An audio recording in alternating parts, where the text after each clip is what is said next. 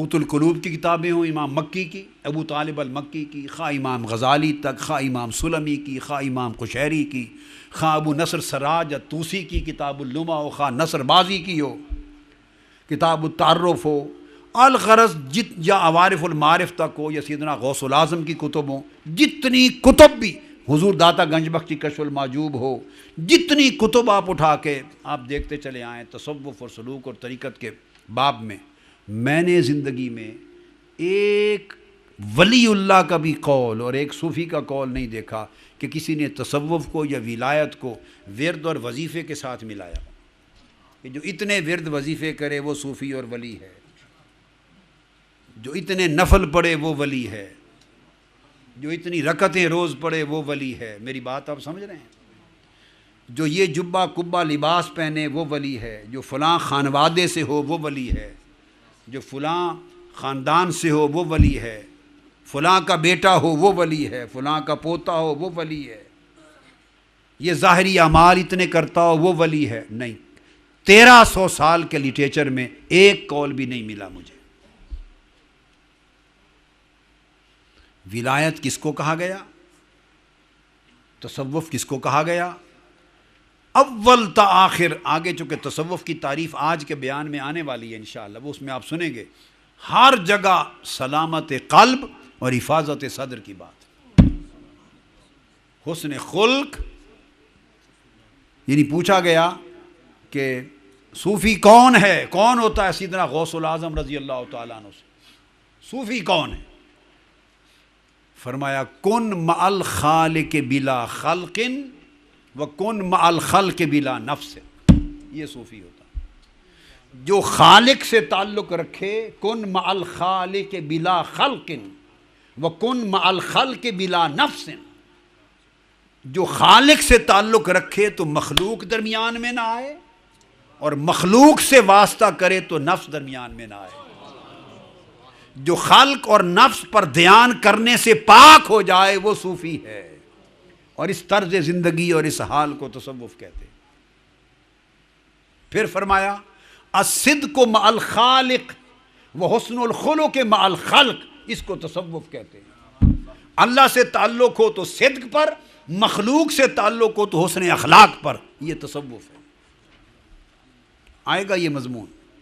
تو میں عرض کر رہا تھا آقا علیہ السلام نے فرمایا ان کو ابدال کہتے ہیں، وہ 40 اولیاء، اور ان کی نشانی یہ ہے کہ ان ساروں کا دل حضرت ابراہیم کے حال پر ہوتا ہے۔ انہم، آگے آقا علیہ السلام کی حدیث، لم یدرکوہا بصلاۃ ولا صوم ولا بصدقۃ، ابدال ہوں، نوجبا ہوں، نوکبا ہوں، اوتاد ہوں، اقطاب ہوں، غوث ہوں، کل اولیاء، اخیار سے لے کر صالحین سے لے کر جتنے اولیاء امت محمدی میں ہیں، آقا علیہ السلام نے فرمایا بشمول ابدال، ان میں سے کسی ایک شخص نے بھی ولایت کا درجہ، ابدالیت کا درجہ، قطبیت کا درجہ، حضور غوث پاک نے فرمایا درست العلم حتی صرت قطبا ونلت سعد من مولا الموالی، کسی نے ولایت کا کوئی درجہ نہ کثرت نماز سے پایا، 200 300 500 1000 رکعتیں روز پڑھنے سے کوئی ولی نہیں بنا، نہ کثرت صوم سے پایا، نہ کثرت صدقہ سے، نہ کثرت خیرات سے، نہ کثرت اعمال سے، یہ ساری چیزیں اس کے کام آئیں، مگر ان اعمال نے اسے ولی نہیں بنایا۔ یہ بات سمجھنے والی ہے، یہ اس کے کام آئیں، درجات کو بلند کرنے کے لیے یہ اس کے کام آئیں، مگر ان کی وجہ سے کوئی ولی اور اس درجہ ولایت پر نہیں پہنچا۔ کیسے پہنچا؟ قالو یا رسول اللہ فبما ادرکوہا، یا رسول اللہ اگر ان چیزوں کی وجہ سے ولایت کا وہ درجہ نہیں ملا تو کس وجہ سے پھر وہ درجہ ولایت ملا؟ اب بات کو سمجھے ہیں نا؟ آقا علیہ السلام نے فرمایا قال بالسخاء والنصیحۃ للمسلمین، اور دوسرے مقام پر یہی حدیث آقا علیہ السلام نے فرمایا کہ جس وجہ سے وہ ولی بنے اور اس مقام پر پہنچے اس کا سبب فرمایا لم يدخلوا الجنہ ولم يدرکوها بکثرت صلاتهم ولا صیامهم ولكن دخولها بسلامت صدورهم وسخاوت انفسهم، دلوں کی سلامتی اور نفسوں کی سخاوت نے انہیں ولی بنا دیا. ادرکوا ھذا مقام الولایت وھذا مقام قرب اللہ وھذا مقام الجنہ وادرکوا کل مقام وکل حال وکل عظمت وکل رفعت وکل تمکن لا بکثرت صلاۃ ولا بکثرت صوم ولا بکثرت صدقۃ ولا بکثرت اعمال ولا بظواہر کلہم ادرکوا جمیع المقامات والاحوال الا بسلامت صدورہم وبسخاء نفوسہم. ھذا ھو اصل الولایہ. ان کے دل سلامت ہو گئے، حسد سے پاک ہو گئے، کدورت سے پاک ہو گئے، نفرتوں سے پاک ہو گئے، دنیا کے حرص اور لالچ سے پاک ہو گئے، شہوانیت سے پاک ہو گئے، نفسانیت سے پاک ہو گئے، غیظ و غضب سے پاک ہو گئے، انا اور میں کی پلیتی سے پاک ہو گئے. میں کی پلیتی سے پاک ہو گئے. جتنے دل صاف ہوتے گئے، سلامتی پاتے گئے، ان کے درجے بلند ہوتے گئے. دل سلامت ہو گئے اور نفس سخی ہو گئے. ہائے ہائے. اور نفس کی سخاوت کیا ہے؟ کسی نے گالی دے دی تو ماتھے پہ شکن نہیں آئی، نفس سخی ہے. صوفیاء اولیاء کے ہاں بخیل اور سخی کی تعریف وہ نہیں جو ہم کرتے ہیں. صوفیاء کے ہاں سخی وہ نہیں جو مال دے، دوسرے کو پیسہ دے، اور بخیل وہ نہیں کہ جو دوسرا مانگے تو نہ دے.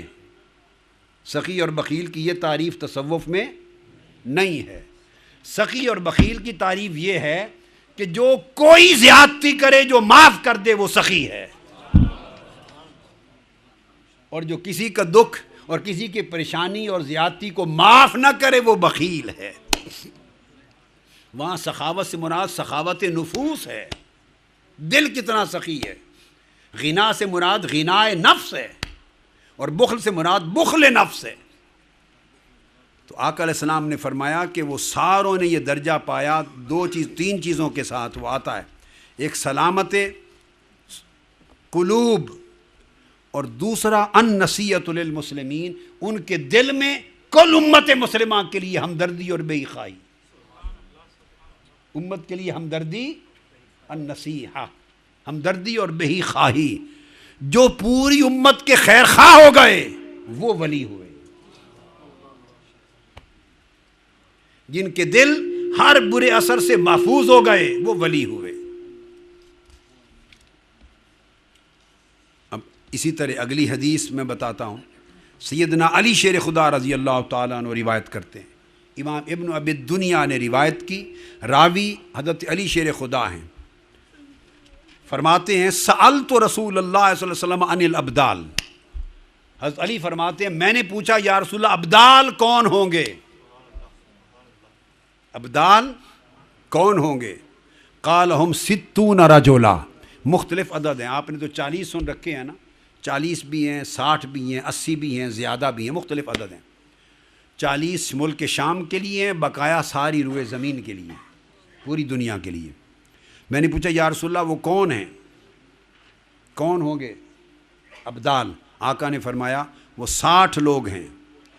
پھر آپ نے فرمایا آقا علیہ الصلوۃ والسلام نے کہ ما نالو بکثرت الصیام. اب میں الگ الگ حدیثیں سنا رہا ہوں. ما نالو بکثرت الصیام ولا صلاۃ ولا صدقۃ ولکن بسخاء النفس وسلامت القلوب والنصیحہ للائمہ وللمسلمین. فرمایا وہ ابدال اور اولیاء وہ بنے صرف دلوں کی سلامتی کے ساتھ اور نفوس کی سخاوت کے ساتھ اور امت کے لیے خیر خواہی کے ساتھ.